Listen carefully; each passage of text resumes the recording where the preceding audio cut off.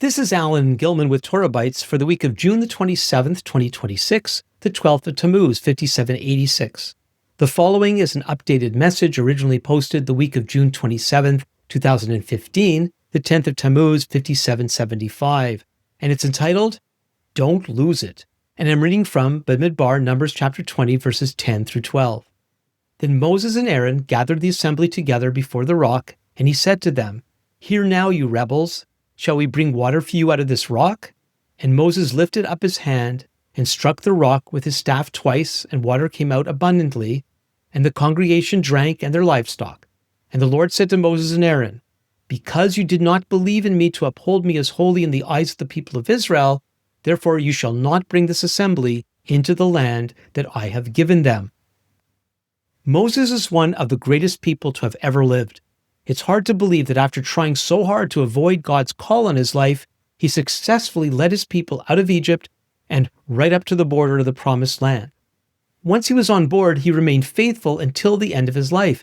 He boldly confronted Pharaoh with God's demand for the release of his people from slavery, even though he knew that Pharaoh could have him imprisoned, tortured, or killed. He also faced severe criticism from his own people, both before and after the Exodus, all the while settling their disputes.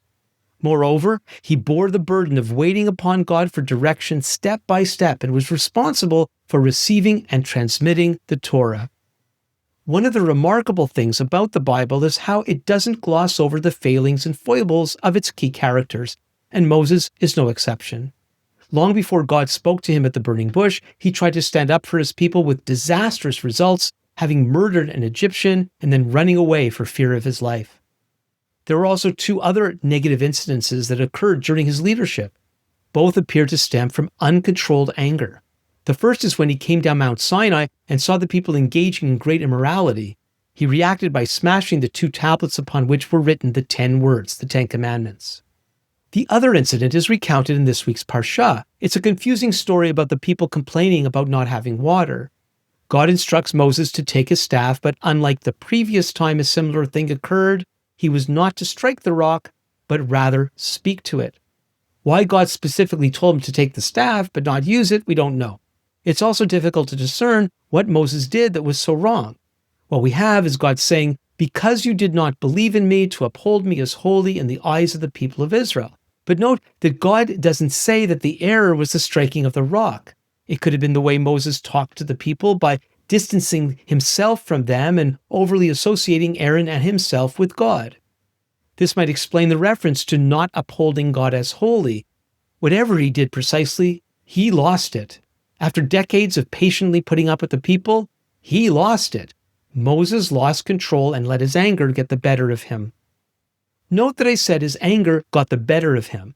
The emotion of anger is so misunderstood. Moses' anger itself was not the problem.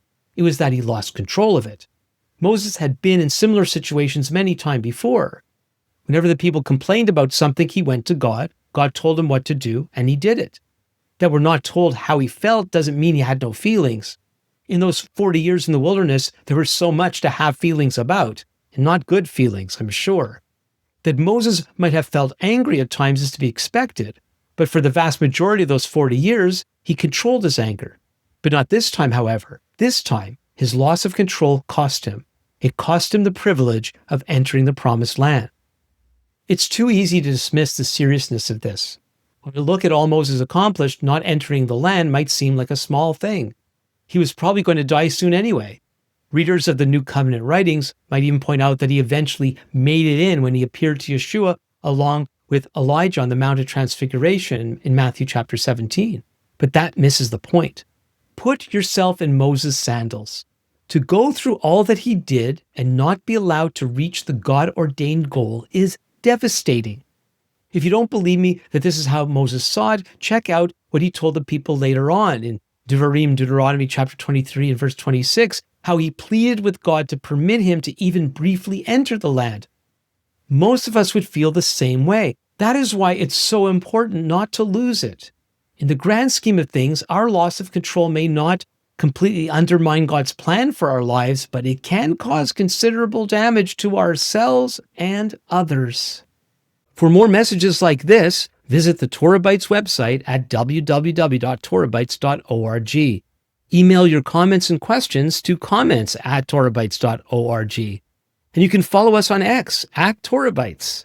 Until next time, this is Alan Gilman with Torah Bytes. Lehitraot.